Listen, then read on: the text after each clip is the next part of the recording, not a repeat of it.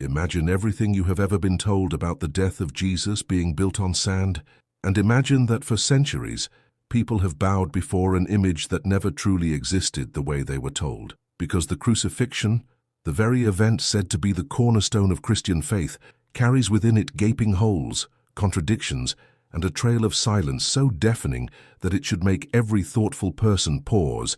And this is where we begin, with the shocking claim that the crucifixion was not merely misunderstood or misinterpreted, but engineered, shaped, and implanted into the minds of believers through a careful process of editing, omission, and invention.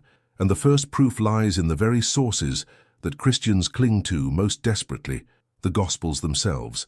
Because if you place Matthew, Mark, Luke, and John side by side, the supposed eyewitness reports that should harmonize into a clear historical event, you instead find storylines so contradictory that no modern historian would accept them as reliable. One gospel places Jesus silent before Pilate, while another paints him as defiant. One has Simon of Cyrene forced to carry the cross, while another insists Jesus carried it himself, and one depicts the sky darkening for hours as cosmic chaos unfolds while others are silent about this supposed miracle. Now ask yourself, if the earth shook, if graves opened, if darkness fell across the entire land, why do historians outside of Christian writings not record these apocalyptic events? Because Roman chroniclers obsessed with omens and wonders remain completely silent. Jewish historians like Josephus, despite their meticulous recording of cosmic signs, say nothing of this day when supposedly heaven itself rebelled, and this silence forms the second proof, because the absence of external confirmation from Roman or Jewish records screams fabrication. It is inconceivable that a Roman execution in a politically tense environment, one allegedly surrounded by earthquakes, solar eclipses, and resurrected corpses, would not merit even a single reliable mention outside of church-constructed texts. What is more, Pontius Pilate himself, the Roman governor who supposedly condemned Jesus, has records detailing minor executions, administrative decisions, and even inscriptions bearing his name, yet there is not one authentic Roman record confirming the crucifixion of Jesus. Instead, what we find is later Christian writings retroactively trying to insert Pilate into the narrative, forging letters and reports to create a veneer of authenticity. And so we stand with two crushing proofs at the very foundation: the contradictions in the very texts that should be united, and the absolute silence of history beyond those texts. And if that does not shake you, then you must ask yourself why every detail of this supposed defining event reads less like history and more like a constructed drama, a passion play designed to stir emotion, but not to convey truth. Now pause and reflect. If the most important moment in human history is riddled with irreconcilable contradictions and uncorroborated by every external source of its time, what does that say about the foundation upon which billions rest their faith? Does it not echo like a hollow drum, powerful in sound yet empty within? And as you sit with that thought, know that we are only beginning, because the proofs only grow heavier, and the silence of history is only the first of many. Cracks that show the crucifixion as a fabricated event, carefully staged by those who needed a dying savior to build their theology upon.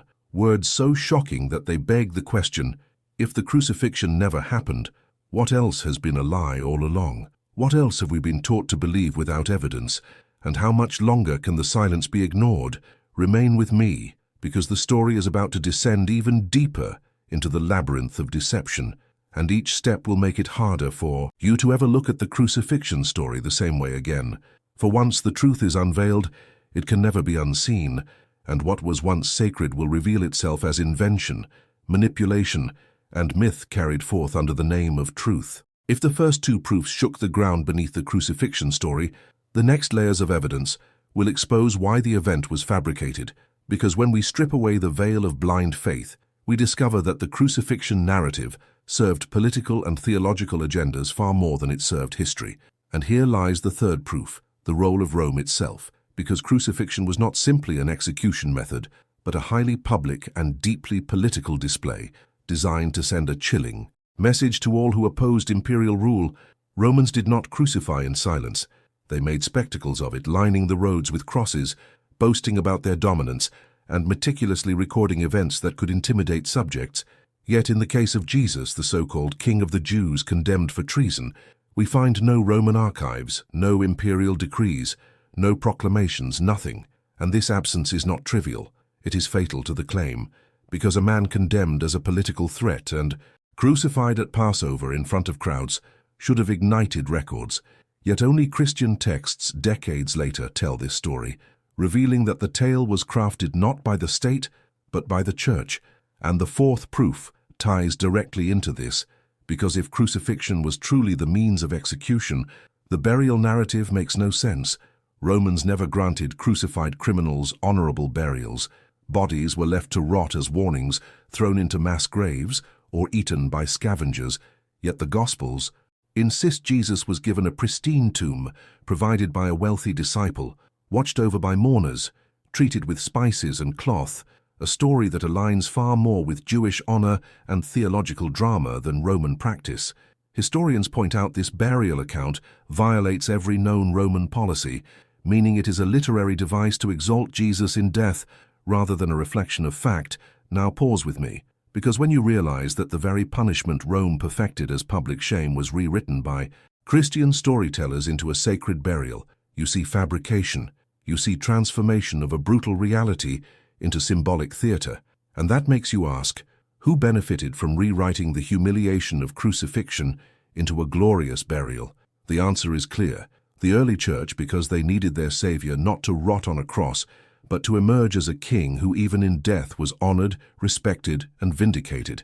And this is why the contradictions and silences scream louder with every step, because what should have been a public political execution became a private theological drama, rewritten to inspire devotion rather than document history. So reflect on this. If the crucifixion as described would have been a public spectacle, why is it absent from Roman memory? And if burial by a rich disciple was impossible under Roman custom, why do we find it in the story? The answer is because someone wanted you to believe in something that never happened. Someone needed the death of Jesus to carry not the stench of defeat, but the aroma of divine victory. And so we see how fabrication crept in, weaving itself into the story until truth was buried beneath layers of invention. And if 2,000 years of tradition have blinded us to this, then today you see it more clearly. The cracks in the crucifixion narrative are not minor inconsistencies, but colossal fractures that reveal the entire foundation as built upon myth. And the deeper we go, the more the evidence aligns, not with the cross on a hill, but with pens in the hands of authors decades later, shaping theology through fiction rather than eyewitness testimony. And with that, we stand at 4 undeniable proofs: the contradictions of the Gospels, the silence of history, the absence of Roman records, and the burial story that defies all known customs. And if that is not enough to make you tremble, then remember, we are not even halfway through, and what comes next will dismantle the very core of the crucifixion belief, until nothing but invention remains. So brace yourself, because the lies are only beginning to unravel, and once you see the web, you will never again believe it was spun by truth. And now we plunge deeper, because the next proofs not only reveal cracks in the crucifixion story, but show outright fabrication that cannot be dismissed as mere oversight or misunderstanding. And here we encounter the 5th proof, which comes from the very writings of Paul, the earliest Christian documents we possess. Because if anyone should have given us a vivid account of the crucifixion, it is Paul, the missionary who claimed to spread the gospel only a couple of decades after the supposed event. Yet read his letters carefully and you will see the silence. He speaks of a Christ crucified as a theological idea, but offers no details, no place, no time, no Pilate, no Calvary, no thieves at his side, no women at the cross, nothing resembling the passion drama later painted by the Gospels. And this silence screams because Paul was writing to communities who needed convincing. And if the story of the crucifixion as we know it existed, he would have used its power to persuade. But instead his Jesus dies in cosmic abstraction, a mystical sacrifice without nails or wooden beams. And this tells us the story had not yet been invented in its dramatic form. And so the crucifixion as we know it was not history remembered, but fiction later created. And the 6th proof stands with archaeology and Jewish practice, because crucifixion victims were rarely, if ever, buried in tombs.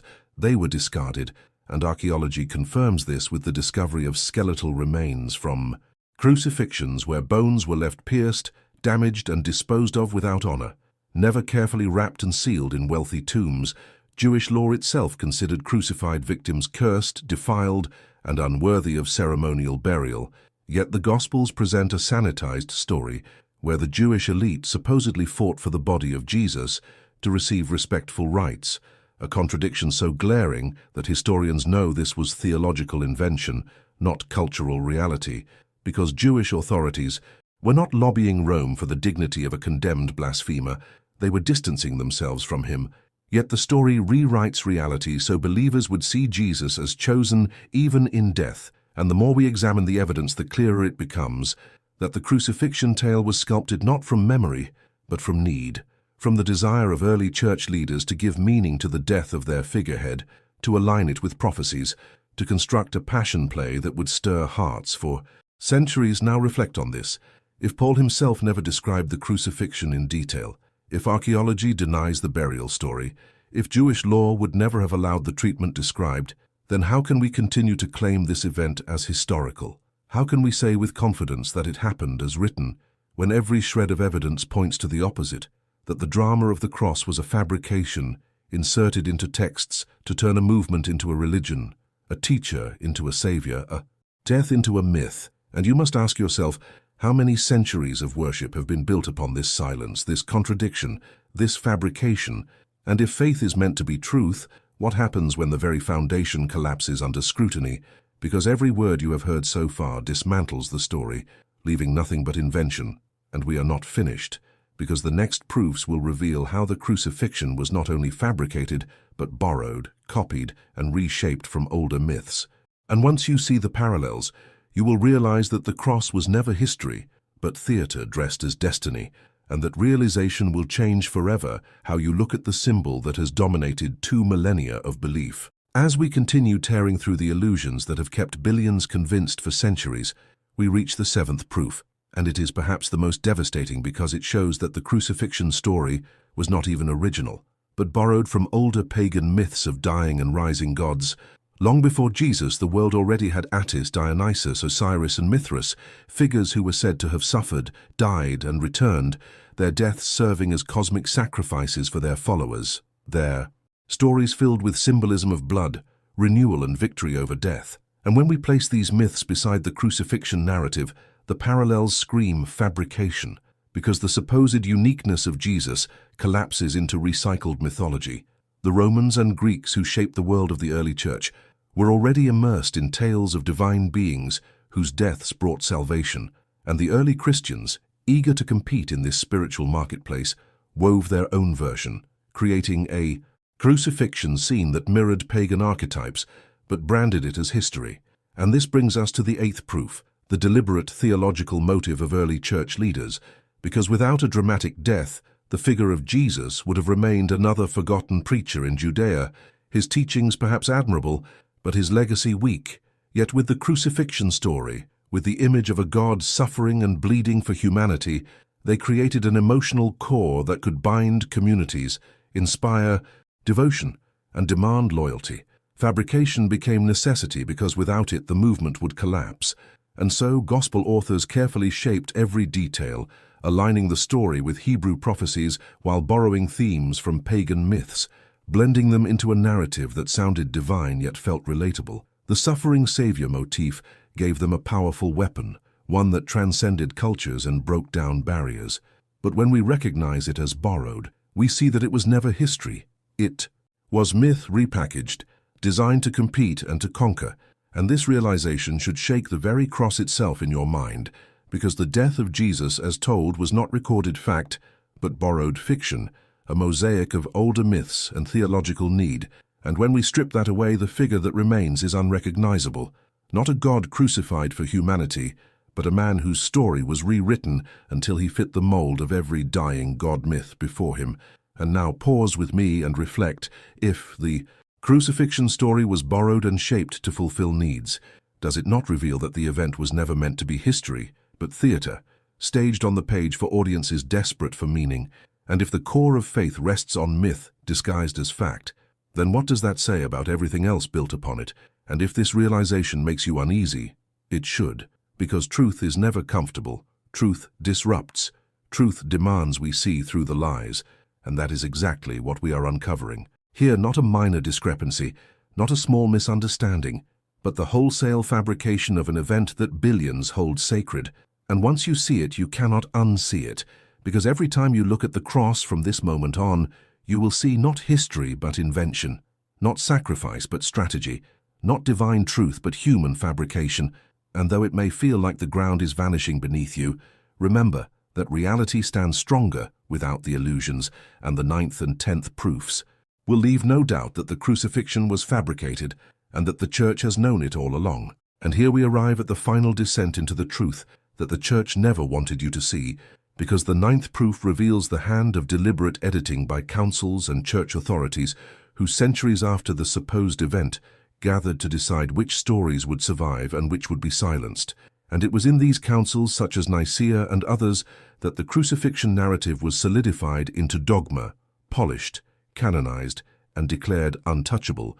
But history shows us that alternative texts existed, gospels and writings that told different stories, some that denied the crucifixion outright, others that depicted Jesus escaping, still others that spiritualized the event as symbolic rather than real. Yet these voices were crushed, banned and destroyed so that only one narrative would remain, the fabricated crucifixion story, chosen not because it was true, but because it was useful for control, useful for unifying doctrine, useful for building power. And this leads us to the 10th proof, the ultimate blow, which is that the crucifixion became central not because it happened, but because without it, Christianity could not exist. The theology of salvation demanded blood, demanded sacrifice, demanded a cosmic drama of suffering, and so the event was constructed, exaggerated, edited, and enforced until it became unquestionable, and yet beneath it all lies silence, contradiction, and myth. And now pause with me for the crushing reflection.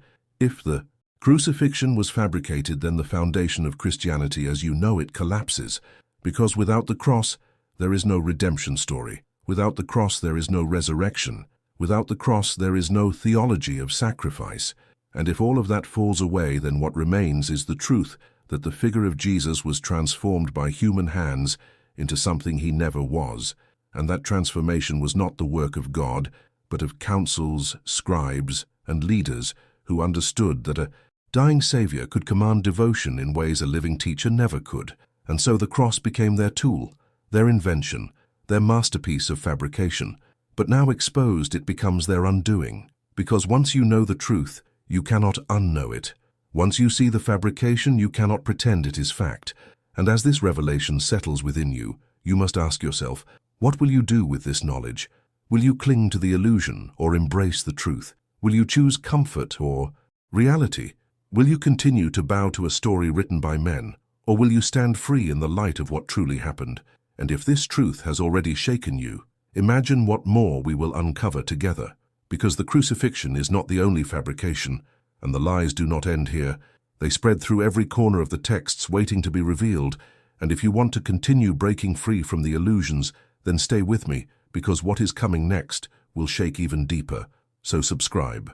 Now, because if this truth already rocked your faith, imagine what the next revelation will do. Subscribe so you do not miss the full truth, because the crucifixion was fabricated, and that is only the beginning.